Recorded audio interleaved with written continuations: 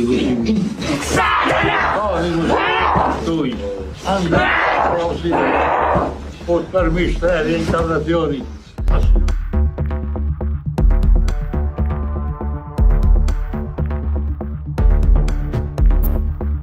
Dicasmi.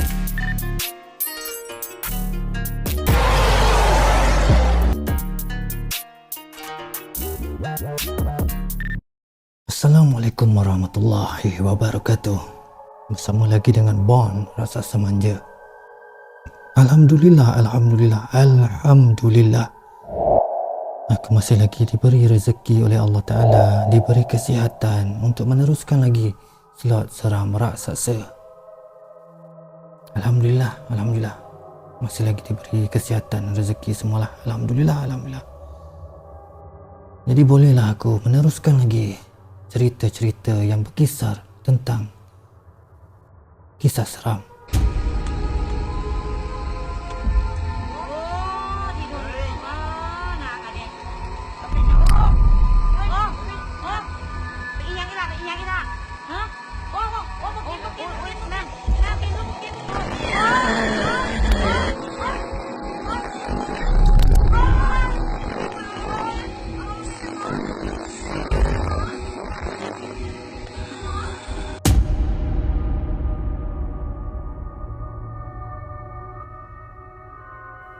Dan buat permulaan ni, insyaAllah aku akan kongsikan kisah aku dulu, sementara menunggu ada yang sudi untuk berkongsi cerita, berkongsi cerita dengan Raksasa Manja untuk dikongsikan ataupun diberi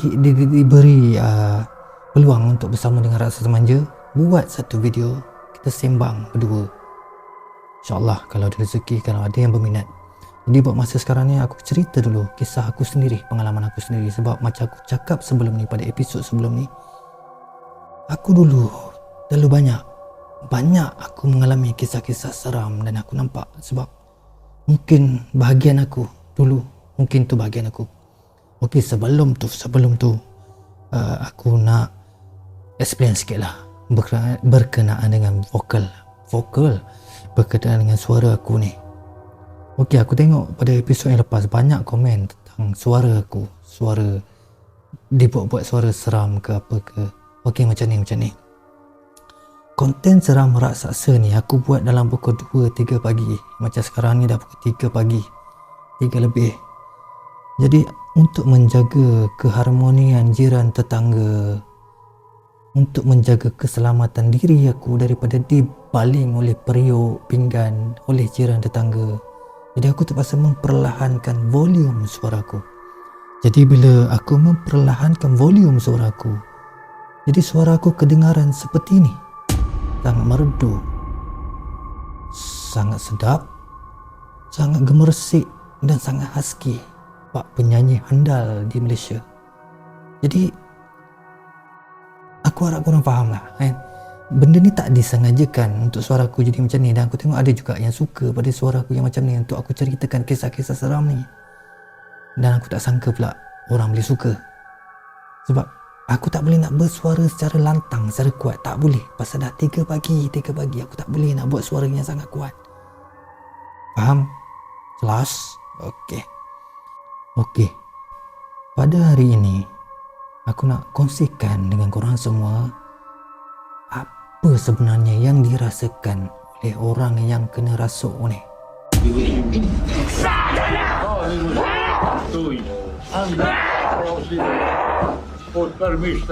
Apa yang dirasakannya? Ini aku ceritakan berdasarkan pengalaman aku sendiri. Aku dirasuk. Aku bukan ambil pengalaman pada orang ni, orang tu tak. Aku pernah dirasuk hampir 3 kali. 2 kali hantu berjaya rasuk aku dan 1 kali hantu tak berjaya merasuk aku. Jadi ini atas pengalaman aku sendiri. Pengalaman aku sendiri bila masa aku dirasuk. Apa rasanya, bagaimana rasanya, apa yang aku dengar, apa yang aku nampak, aku akan kongsikan. Ini pengalaman aku sendirilah. Mungkin pengalaman orang berbeza, aku tak tahu. Tapi sepanjang aku dirasuk hampir 3 kali ni, aku rasakan simptom dia simptom yang sama. sama je, dia tak berbeza. Cuma yang aku boleh kongsikan, karakter hantu yang merasuk aku tu, karakter dia memang berbeza. Cara dia merasuk sama.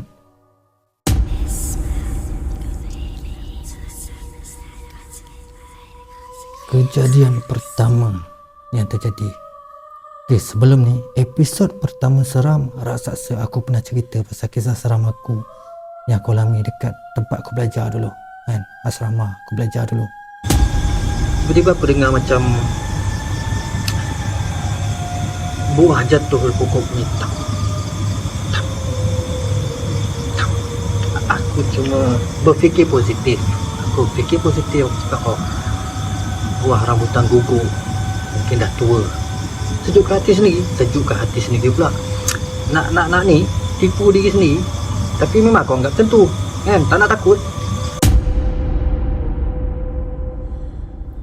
Tapi dekat cerita tu, masa aku ceritakan tu, aku terlupa, aku tertinggal partnya aku kena rasuk. Aku pun kena rasuk.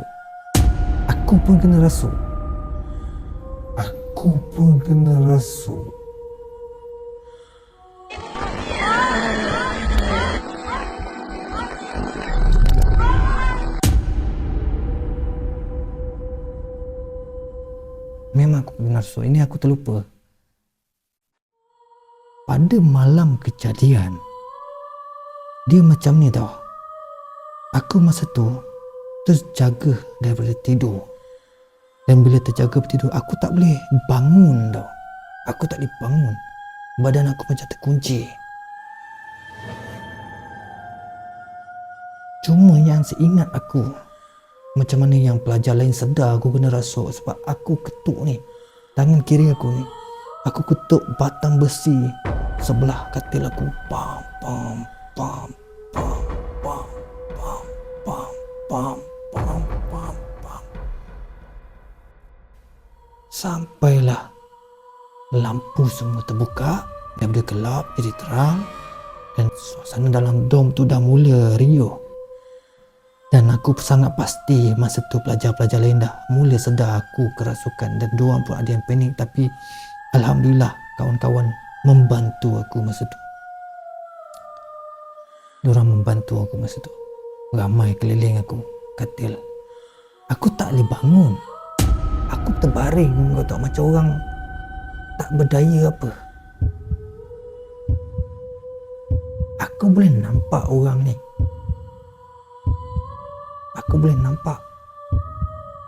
Dan aku boleh dengar apa dia cakap.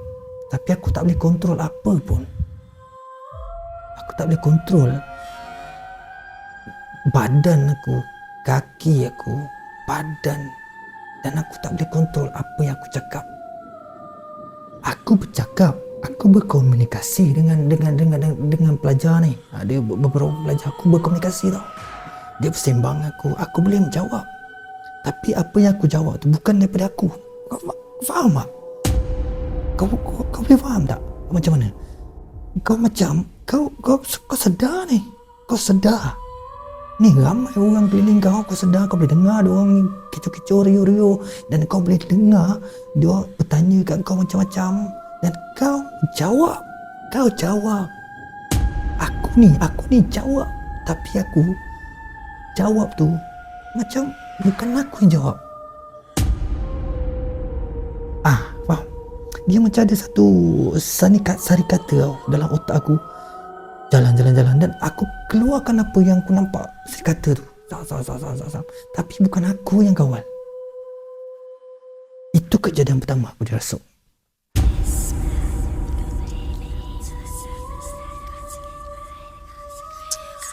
Kejadian kedua, masa tu dekat kampung Bagan Serai. Masa tu petang tu aku pergi ke ban pecah. Lepak ban pecah dengan tiga orang pakcik aku. Lepak kat ban pecah. Ban pecah kalau korang tahu kat Bagan Serai tu memang yang antara yang top. Situlah ada ban pecah, tempat orang healing pun boleh kan. Tepi laut, tepi pantai. Jadi adalah banyak kedai makan kat tepi tu. Aku rasa Kita orang sampai sana petang lah, dalam pukul 5 lebih 6 macam tu lah. Memang dah dekat senja. Jadi kita orang pergi lepak satu kedai, minum, mengopi bersembang apa semua kan. Dengan pakcik aku, diorang lah bawa aku. Aku sebelum tu aku tak tahu pun kewujudan ban pecah tu. Walaupun aku kampung kat sana, tapi aku tak pernah pergi, aku tak pernah tahu. Hari tu baru aku tahu kewujudan tempat yang cantik kat situ, Pagan Serai tu, ban pecah. Jadi cerita dia lepak kat situ, sembang dengan pakcik aku. Aku ni dulu boleh katakan kaki gelak lah. Aku rasa sampai sekarang kaki gelak. Bukan dulu je, memang aku ni kaki gelak tau. Tapi dulu gelak aku punya gelak ni, gelak yang over. Faham tak? Jenis ketawa Pontianak mengilai pun tak boleh challenge aku. Aku punya ketawa lebih menakutkan daripada Pontianak punya ngilaian. Ngilaian punya kuat. Aku kalau gelak satu, orang cakap apa, kalau kawasan makan tu sepanjang 100 meter, aku rasa 100 meter boleh dengar suara aku. Jadi aku tak tahulah adakah sebabkan aku punya gelak, aku terlampau suka, terlampau excited gelak macam tu. Mungkin ini andaian aku semata-mata. Mungkin sebabkan aku punya gelak tu kononnya mengganggu kot hantu ni. Mungkin, ataupun mungkin dia rasa ini geng aku lah kan. Zuhud punya ketawa macam member lama, mungkin lah kan. Jadi masa tu mungkin dia dah mula ikut aku. Dia ikut aku. Mungkin aku tak pasti memang daripada sana ataupun daripada tempat lain. Aku tak tahu. Tapi lepas daripada kita orang lepak dekat ban pecah tu, lepas tu kita orang pergi lepak pula dekat mamak tau. Pakcik aku bawa pula pergi mamak sebab lapar. Masa dekat ban pecah tu minum je. Tapi lepas daripada ban pecah tu, kita orang lepak pula kat mamak masa nak makan. Tapi dekat situ, seingat akulah, aku dah tak ada mood. Aku cuma ditanya sepatah, aku jawab sepatah. Bila ditanya aku nak makan apa, aku cakap aku tak nak makan. Dan aku hanya menunduk ke bawah. Meja, aku kena tunjuk lah kan. Aku tangan kat meja, aku cuma macam ni. Pangku aku punya kepala kat sini. Aku dah macam orang bodoh.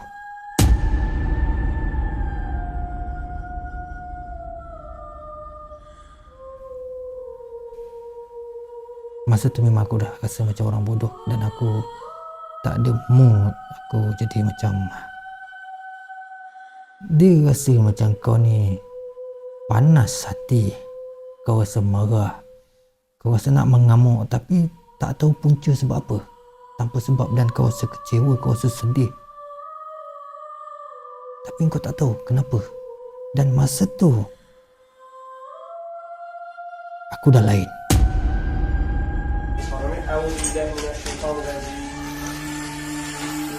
Başka cinler varsa bedenine cam olmalı Allah'ın adına. Ayna ma'taqulu ya'tibikum Allahu jami'an cam bedenine. Bila pakcik-pakcik aku dah perasan aku dah lain, orang cepat-cepat ambil aku, bawa masuk aku dalam kereta dan cepat-cepat bawa balik ke rumah. Dan masa ni aku kena yang aku dah mula hilang kawalan.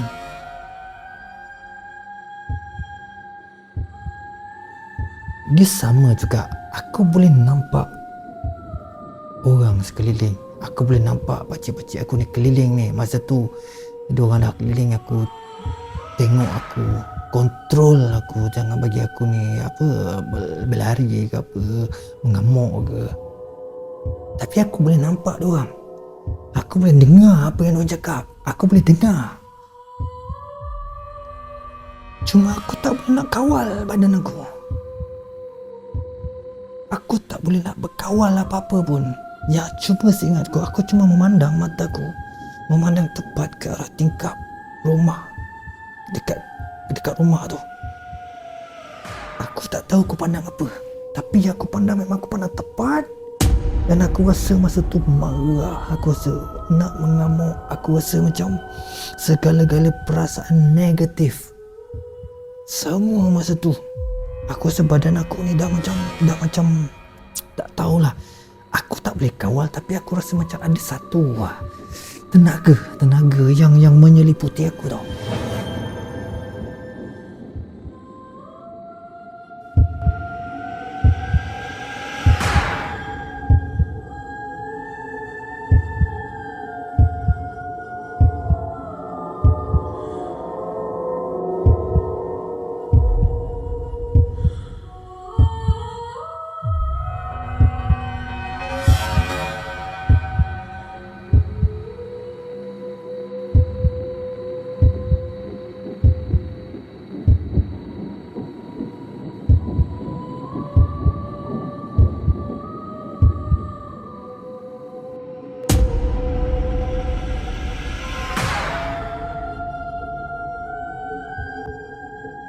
Korang bayangkan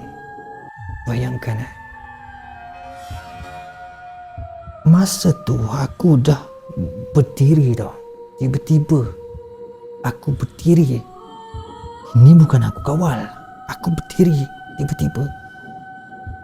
Dan tiba-tiba aku mengamuk. Kau bayangkan pakcik aku ada seorang badan besar. Badan dia besar. Dan aku ingat seorang lagi pegang aku. Tapi diorang pun terangkat. Tenaga dia. Bismillahirrahmanirrahim. Alhamdulillahirabbil alamin. Arrahmanirrahim. Malik yaumiddin. Iyyaka na'budu wa iyyaka nasta'in. Ihdinas siratal mustaqim. Siratal ladzina an'amta 'alaihim ghairil maghdubi 'alaihim waladdallin. Alhamdulillah Rabbil Alamin. Ar-Rahmanir Rahim. Malik Yawmiddin.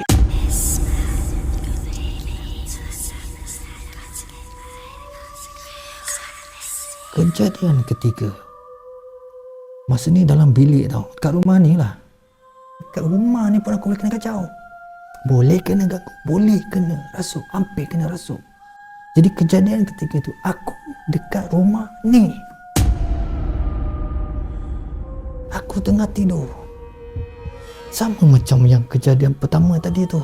Aku tahu-tahu dia macam kau dalam antara dua alam. Kau sedar tak sedar. Kau sedar tak sedar. Kau sedar tak sedar. Cuma kau boleh dengar bunyi kipas apa semua ni. Kau boleh dengar. Tapi mata pun kau boleh buka tau. Tapi kau macam kau tak boleh bergerak tau.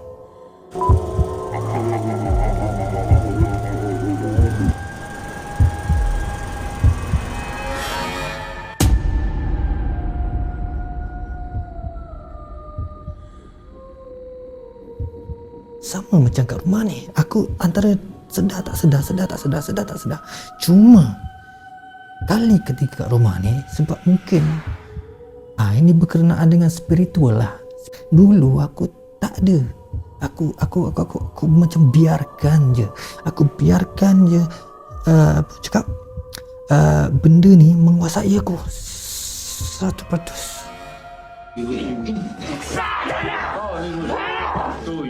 Anda portar misteri incarnazioni.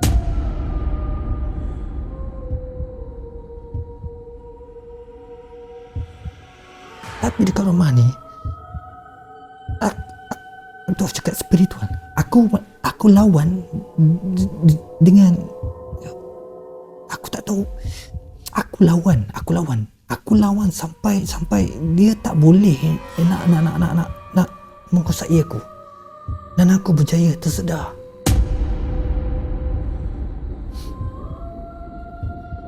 Dekat rumah ni lah, dekat bilik aku.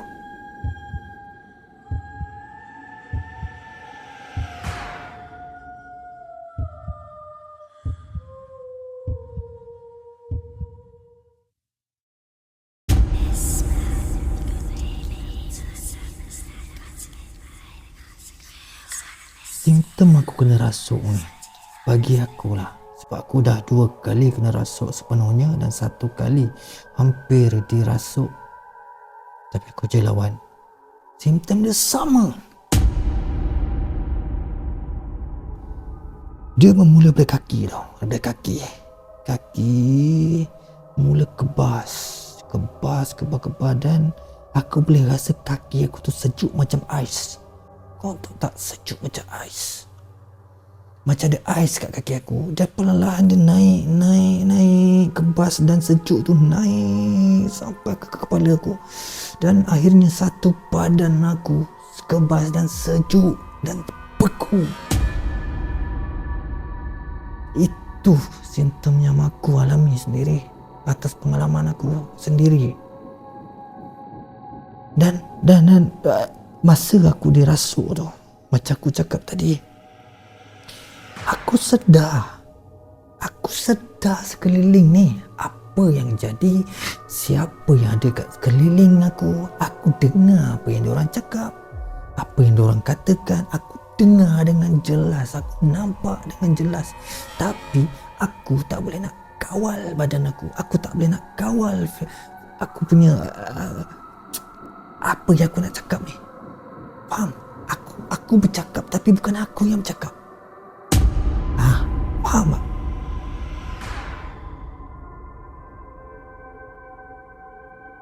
Soalan kau bersembang dengan orang, komunikasi dua hal itu berlaku, tapi bukan aku yang berkomunikasi dengan orang tu. Aku cuma macam medium.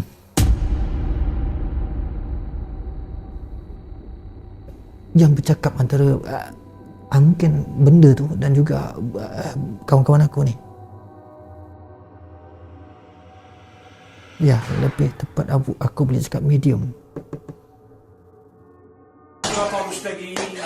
صراط الذين أنعمت عليهم غير المغضوب عليهم ولا الضالين.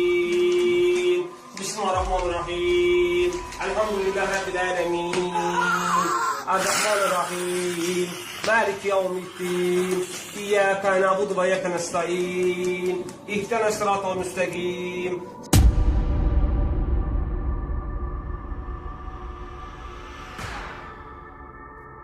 Ketika aku kena rasuk, emosi aku ketika itu, ini memang aku ingat dengan jelas, dengan nyata. Aku ingat emosi aku ketika dirasuk tu. Ketika dirasuk tu yang ada hanyalah marah yang teramat, geram yang teramat, kecewa yang teramat, sedih yang teramat. Kau rasa nak mengamuk,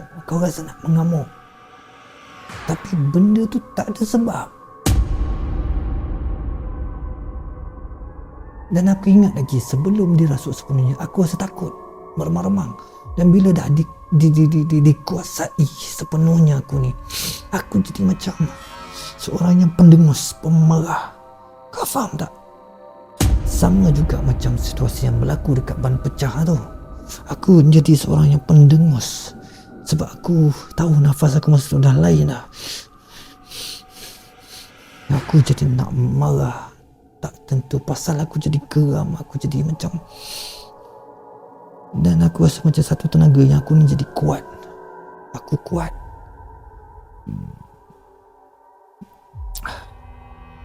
Itu simptom dia, perasaan dia yang aku alami, yang aku rasa, emosi aku ketika itu. Dan aku perasan yang berlainan macam aku cakap tadi, karakter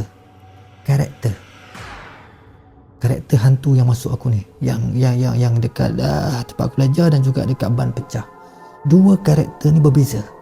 Yang masa kat belajar tu, aku rasa mungkin hantu tu hantu yang peramah, yang banyak sembang. Dia tak adalah nak marah mengamuk, tak ada. Dia macam tegas. Dia tegas tapi dia boleh bersembang dengan budak-budak, dengan kawan aku ni. Dia boleh cakap benda-benda yang macam benda yang baik.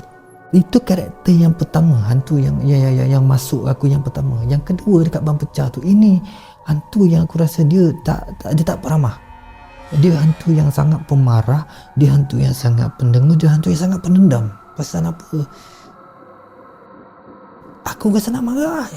Aku rasa macam nak hempuk orang sekeliling, walaupun orang masa tak buat apa-apa pun aku rasa nak hempuk sekuat hati. Aku rasa macam nak hayun sampai dia orang mati. Aku rasa macam nak tebas kepala dia orang. Ini hantu yang kedua dekat ban pecah ni. Tahu cakap ni, dia dua karakter yang berbeza. Simptom yang sama tapi dua karakter yang berbeza. Kalau orang tanya macam mana rasanya bila dirasuk, inilah yang dirasakan oleh orang yang dirasuk. Mungkin orang lain punya pengalaman tak sama, aku tak tahu. Tapi sebabkan aku dah dua kali dirasuk dan satu kali hampir dirasuk dan simptomnya sama, aku rasa mungkinlah ini dia apa yang dirasakan oleh orang yang dirasuk dan bagaimana simptom bila mula-mula nak dirasuk. Mungkin ini, mungkin. Sebab aku dah dua kali dirasuk dah, satu kali hampir dirasuk.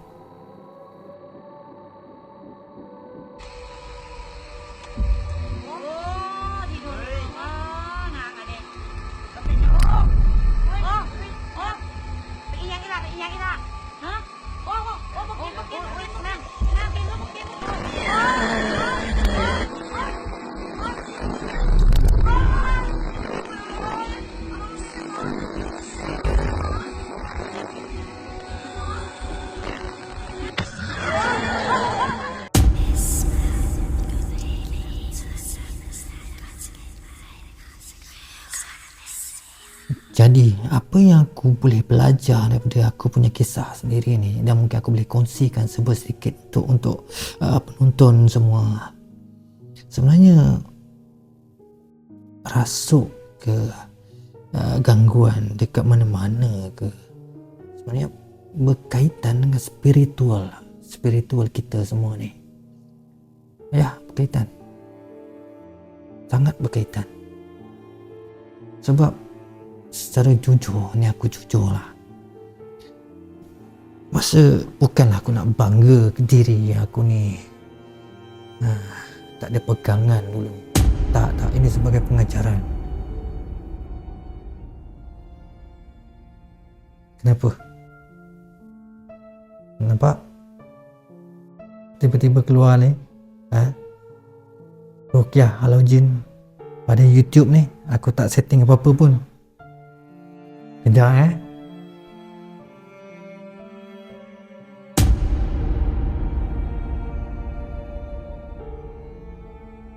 Nampak?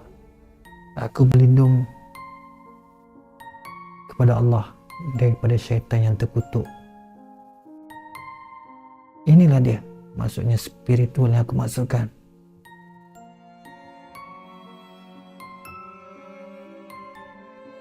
Alhamdulillah.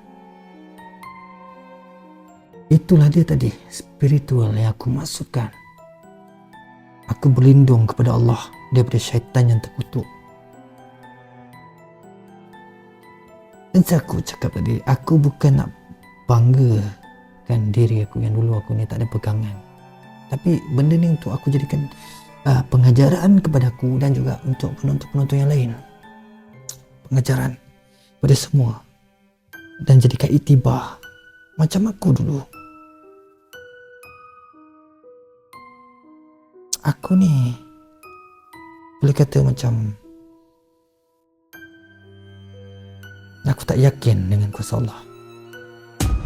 Aku tak yakin. Astagfirullahaladzim. Tapi itulah dia kenyataannya. Aku jauh daripada Allah. Aku tak ingat dia, dan aku selalu tak ingat. Aku cuma hidup aku ni, cuma aku menyalahkan takdir, aku menyalahkan atas segala yang terjadi. Jadi aku kecewa, aku sedih, aku marah, Dan boleh kata masa tu aku lost. Aku tak ada pegangan. Jadi dekat situ, apa yang kita boleh belajar dekat sini, pegangan itu sangat penting. Spiritual kita sangat penting. Kita kena isi spiritual kita supaya tak kosong. Tak kosong macam aku dulu. Kita kena isi spiritual kita ni dengan mengingat sentiasa kepada Allah dan sentiasa meyakini Allah Maha Besar, Allah Maha Berkuasa, tiada yang lain selain pada Allah. Isi spiritual kita dengan benda-benda tu. Isi spiritual kita dengan nama Allah. InsyaAllah. Jangan jadi macam aku dulu. Sebab ialah dulu aku cakap dia, aku spiritual aku lemah, spiritual aku kosong. Dan ialah sebab itulah. Dan sebelum tu, sebelum tu pun aku banyak, aku ni terlalu takut kepada syaitan, iblis, jin, hantu ni. Jadi benda-benda tu semua menjadikan aku ni mudah didampingi, didekati, dikuasai oleh segala hantu, syaitan, mak nenek, jin ni semua hantu. Jadi itulah dia. Sebab spiritual.